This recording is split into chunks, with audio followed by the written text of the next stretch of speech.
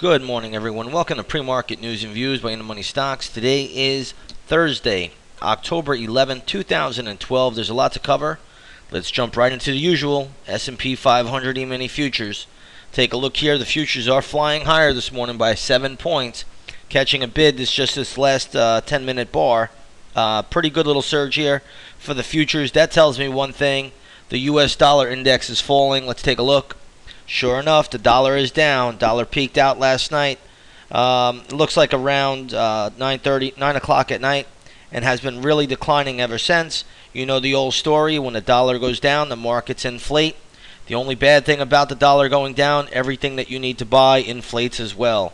So again, dollar down, market up. That's the story this morning. We'll see how it plays out.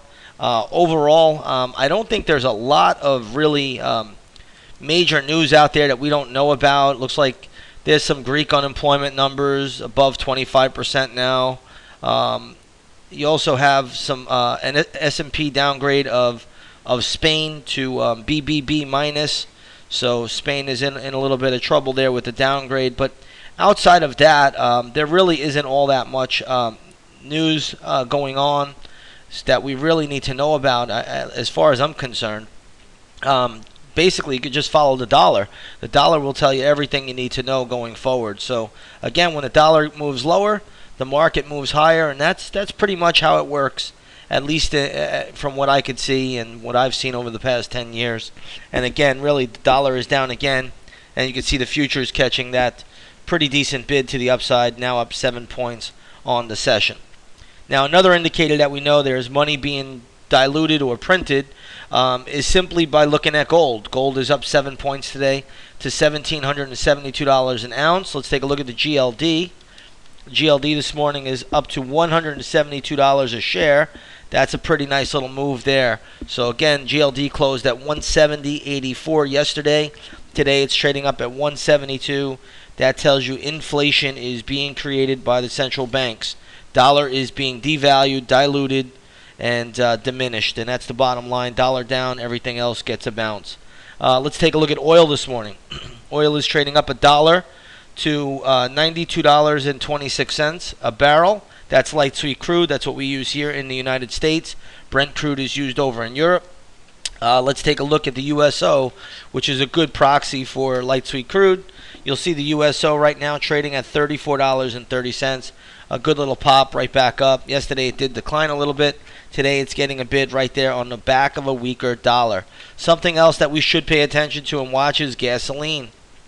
Gasoline right now, the UGA is trading at $61.66. It closed yesterday at $61.66, so tells us there's no activity there in the pre-market. But this should trade higher if the dollar is weaker. Yesterday, gasoline, at least the UGA I should say, hit an all-time, not an all-time high, but a 4-year high, trading above the $62 level. It didn't close up there. It closed very close to that. But nonetheless, we'll see if it does go higher. The 2008 high for the UGA is all the way up around, I believe, 67 and change. Yeah, it's right around $67. So, again, gasoline at the pump is not going down anytime soon, especially if this quantitative easing just continues to kick in and the dilution of the dollar continues to happen. You could watch for higher energy prices. And now we're entering the winter heating season, so it's going to be interesting to see how that all plays out going forward. But in any case, futures are higher, market is higher, stocks are higher, energy prices are higher, gold is higher, dollar is weaker. That's really the bottom line. A couple of stocks in the news today. There's not that many, but the first one I see is Sprint. Sprint looks like it's going to be taken over, or at least predominantly taken over. They're going to probably keep a few shares public by Japan SoftBank. So again, I don't think there's a lot we could do with Sprint here. If you own it, great. Just trail your stop loss. Stock's trading up at $6 a share. It closed at $5.04. That's a nice big pop, nice big premium in there. But again, just trail your stop loss, or maybe take some profits. It's up to you. But it looks like an announcement is going to be made in a week or so about a takeover of Sprint going private to SoftBank, and we'll see how it plays out. Now, with that news, it looks like Metro PCS is trading down a little bit. Stock closed at $12, trading at $11.37. This stock looks like they thought they were going to have a bidding war for Metro PCS between Sprint and I believe one of the other carriers. I forget who it is offhand right now. But in any case, it looks like Sprint's out of the bidding now, so this stock is getting hit a little bit. But nonetheless, Metro PCS is also, I believe, going to be taken out as well. So we'll just see how this all plays out. But in any case, Sprint is getting a nice big bid today. And if you own it, just trail your stop. That's all you have to do with it. There's not really much more you have to do. Just trail your stop. If it takes you out, you got a nice premium in there. If it doesn't, maybe it goes up a little bit more.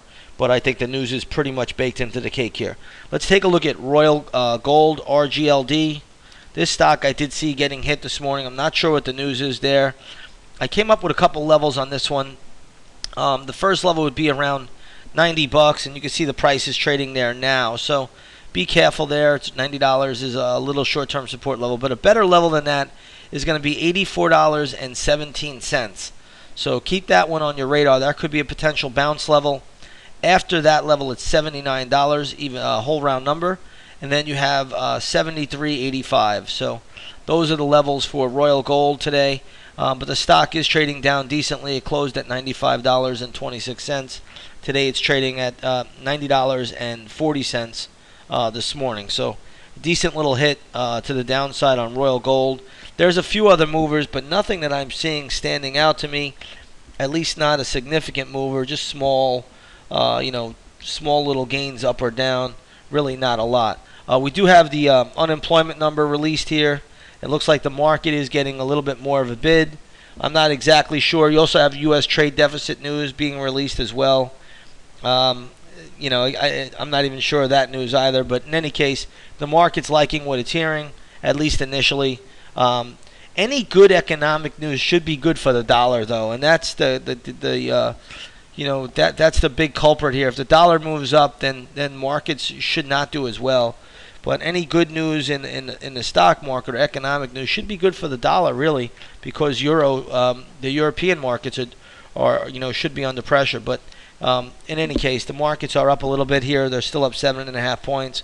We'll see how they play out today. We are a little bit short-term oversold. We've had 3 hard days of selling, so we'll see if today the market gets a little bit of a bid. But in any case, I'm not expecting all that much. But hey, you never know what can happen out there.